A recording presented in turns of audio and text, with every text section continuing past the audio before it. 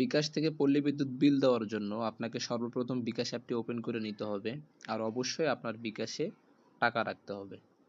So টাকা রাখার পর সবকিছু ওকে হওয়ার পরে আপনি চলে যাবেন হচ্ছে পে বিল, এই যে দেখতে পাচ্ছেন পে বিল, পে বিলে একটা ক্লিক করে দিবেন। এরপরে নিচে দেখতে পারবেন বিদ্যুৎ, যদি আপনার ওখানে ইংরেজিতে শো করে তাহলে দেখতে পারবেন হচ্ছে ইলেকট্রিসিটি, তো বিদ্যুতে একটা ক্লিক করে দিবেন। এরপর আপনাদের যেহেতু পল্লী বিদ্যুৎ পোস্টপেইড মানে আপনাদের কাগজ আসে বিলের জন্য, তাহলে অবশ্যই পোস্টপেইড ব্যবহার করবেন।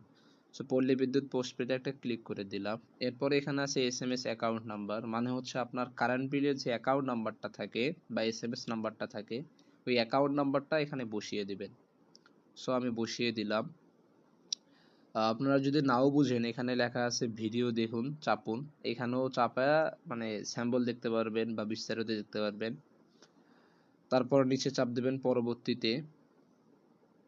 পরবর্তীতে চাপ দেওয়ার পরে এখানে আপনারা মাসের বিলটা দেখতে পারবেন। আপনাদের যে মাস সিলেক্ট করা থাকবে সে মাস অটোমেটিকলি সিলেক্টেড হয়ে যাবে। আমার জুলাই মাসেরও বাকি ছিল আর মে মাসেরও বাকি ছিল, সব মিলে 558 টাকা আসছে। সো আমি এটা পে করে দিব। তারপরে পরবর্তীতে চাপ দিব। চাপ দেওয়ার পরে এখানে আমার পিন নাম্বার চাবে। সো আমি আমার পিন নাম্বারটা এখানে বসিয়ে দিলাম। বসিয়ে দেওয়ার পর পিন কনফার্ম করুন লেখা আছে, এখানে জাস্ট একটা ক্লিক করে দিব। এরপরে সবকিছু ঠিকঠাক থাকলেই আপনারা এখানে বিল অ্যাকাউন্ট নাম্বারটা মিলাই নেবেন, যদি ঠিক থাকে তারপরে পে বিলে একটা চাপ দিয়ে দিবেন।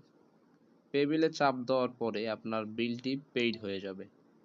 সো এভাবেই পল্লী বিদ্যুৎ বিল দেওয়া যায়। ভিডিওটি ভালো লেগে থাকলে অবশ্যই একটা লাইক করে দিবেন, আর আপনি কোন জেলা থেকে দেখছেন অবশ্যই কমেন্ট করে জানাবেন। দেখা হচ্ছে পরের কোনো ভিডিওতে। আল্লাহ হাফেজ।